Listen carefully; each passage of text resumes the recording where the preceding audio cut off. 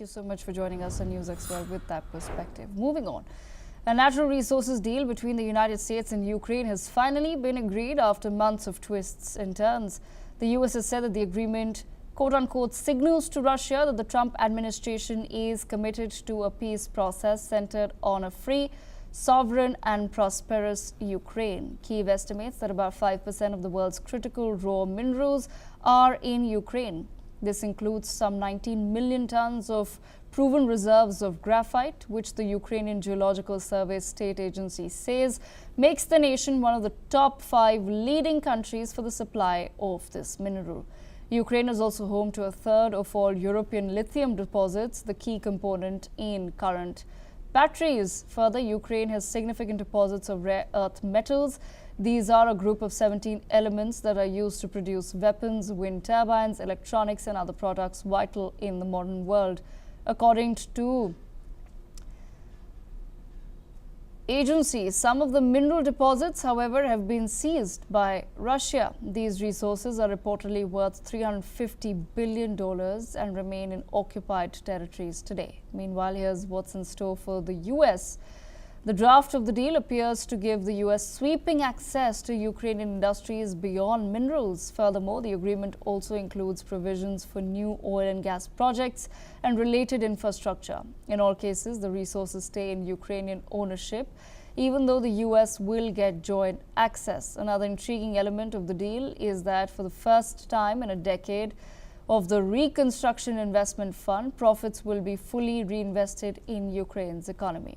While Kremlin has not commented on the minerals deal yet, here's what U.S. had to say about the landmark deal with Ukraine. This partnership allows the United States to invest alongside Ukraine to unlock Ukraine's growth assets, mobilize American talent, capital, and governance standards that will improve Ukraine's investment climate and accelerate Ukraine's economic recovery. The Development Finance Corporation will participate and help to establish this fund in collaboration with the government of Ukraine. Today's agreement signals clearly to Russian leadership that the Trump administration is committed to a peace process centered on a free, sovereign, and prosperous Ukraine over the long term. It's time for this cruel and senseless war to end. All right, so there you've heard it. Ross Feingold, political risk analyst, joining me on the broadcast. Mr. Feingold, thank you for joining us on NewsX World. I, of course, want to begin by asking you, the U.S. is claiming that the minerals deal is a signal to Russia that the Trump administration wants a free and prosperous Ukraine. How exactly is the United States of America giving this twist to the minerals deal? There's been some doubt over President Trump's views on the long-term future of Ukraine, but I think the statements made by American officials in the past few hours when the deal was signed indicates that the U.S. policy actually is that Ukraine should remain a sovereign, prosperous, and free country. So that's a signal to Russia that the United States does have certain views on the long-term status of Ukraine, and it's certainly not giving into the Russian view. It's clear President Vladimir Putin just wants Ukraine to go away. If it was up to Putin, he would swallow up the entirety of Ukraine. But it's clear now that the Trump administration disagrees with that, and they're going to provide some levels of support. It remains to be seen what levels of military support the Trump administration is still willing to provide to Ukraine, but at least the United States and Ukraine are binding together in a closer economic partnership. Mr. Feingold, at the same time, the fact that Volodymyr Zelensky has managed to crack this deal with the United States of America, what does this really indicate about his future as the leader of Ukraine?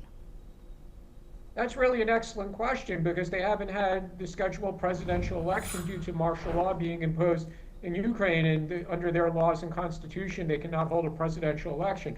So when and if they finally hold a presidential election, we simply don't know whether or not Zelensky will run again for another term. So politically, there's a lot of questions surrounding Ukraine. I mean, one could even say that the United States doesn't know who the long-term partner is for leadership of Ukraine. The only thing we know at the moment is as long as Ukraine is in a state of martial law, they won't have an election, which basically means that at least for the next nearly 4 years, the Trump administration really should prepare to work with Zelensky as Ukraine's president. Mr. Finkel, the reason why I asked that question is because if the United States of America will now have access to Ukrainian territory, what would that mean, say, in the next 3 to 4 years, as you pointed out, that it's possible that Zelensky will continue for the next few years, but in the aftermath, both Russia and Ukraine, both Russia and USA would be looking to install leaders that are pro either the United States of America or pro-Russia? I think given the events of the last 3 years, the likelihood of a pro-Russian president winning election in Ukraine is probably really low. So whoever, if Zelensky does not run for president again, whoever replaces him is probably also going to have similar policies to defend Ukraine's sovereignty and even to continue the war. And especially if Western European countries are willing to continue to provide weapons, even in the absence of the Trump administration doing that, then it's possible that Ukraine can continue to conduct the war. But we're really not near a point in time where Ukraine is going to have a presidential election. So that's all, we can only speculate about the medium to long-term political leadership of Ukraine. Interesting. Mr. Finkel, thank you so much for joining us on NewsX World with that insight. We move on.